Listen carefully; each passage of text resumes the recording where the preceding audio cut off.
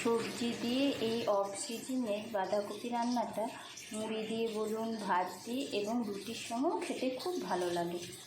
বাঁধাকপিটা করার জন্য আমি প্রথমে সরু সরু করে বাঁধাকপি কিছুটা কেটে নিয়েছি, আর কিছুটা সবজি কেটে নিয়েছি।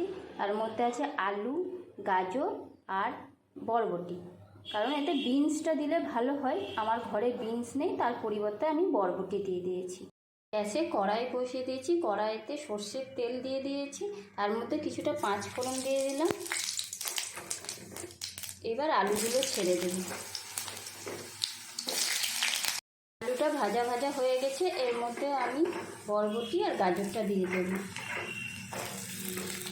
বরবটি গাজরটা দিয়ে দেওয়ার পর বাঁধাকপিটাও দিয়ে দিয়েছিলাম, একটু ভাজা ভাজা করে নিয়েছি। দেখুন কালারটা খুব সুন্দর এসেছে। বাঁধাকপিটা একটু হালকা হালকা সাদা, তার মধ্যে বরবটিটা সবুজ, গাজরটা কমলা কালার, ভালোই লাগছে দেখতে। করে নেওয়ার পর কিছু মশলা দিয়ে দিচ্ছি, কিছু পরিমাণ হলুদ দিয়ে দিলাম, গুঁড়ো আর ধনে গুঁড়ো দিয়ে দিলাম, পরিমাণ মতো লবণ দিয়ে দিলাম, আর স্বাদ মতো একটু মিষ্টি দিয়ে দিলাম, চিনি। মর্নিং বন্ধুরা, তোমরা সবাই কেমন আছো? আশা করি ভালো আছো, আমরাও খুব ভালো আছি।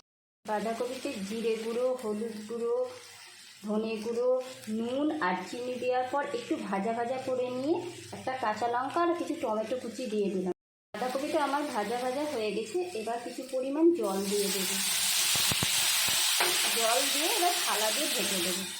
বাঁধাকপিটা আমার রান্না হয়ে গেছে, এবার এর মধ্যে একটু ভাজা গরম মশলা ছড়িয়ে দিলাম।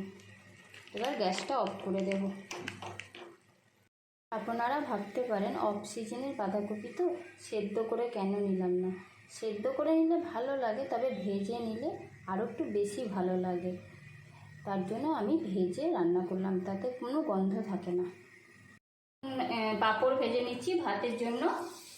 ছেলে স্কুল থেকে চলে এসেছে, আর পাপা অফিস থেকে আসবে খেতে। পাঁপড় ভেজে নিচ্ছি, কারণ আজকে নিরামিষ। কৌশিকী অমাবস্যার জন্য আজকে নিরামিষ খাবার করেছি,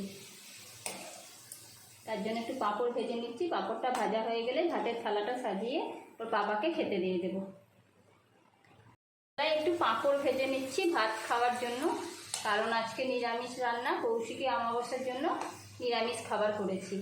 আর ছেলে স্কুল থেকে চলে এসেছে, এবার খেতে দিয়ে দেবো। পাপাও অফিস থেকে আসবে খেতে, এবার দুজনকে খেতে দিয়ে আমি খাবো। এবার ভাতের থালাটা সাজিয়ে নেব। থালার মধ্যে সমস্ত খাবার সাজিয়ে এবার খেতে দিয়ে দিয়েছি। খাওয়া দাওয়া আমাদের শেষ হয়ে গেছে, এবার বাসন কটা মেজে নিচ্ছি।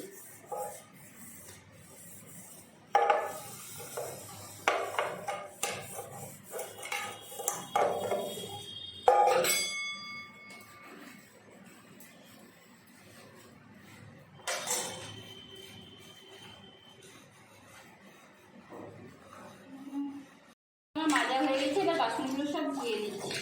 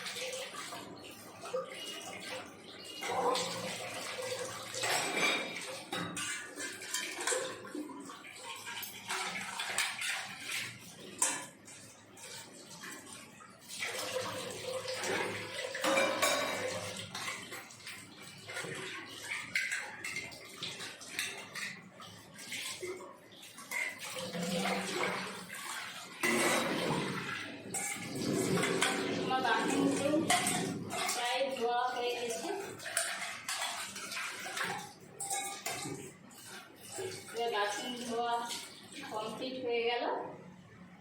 এখানে আমার ব্লগটা শেষ করছি। আপনারা সকলে ভালো থাকবেন, সুস্থ থাকবেন, সাবধানে থাকবেন।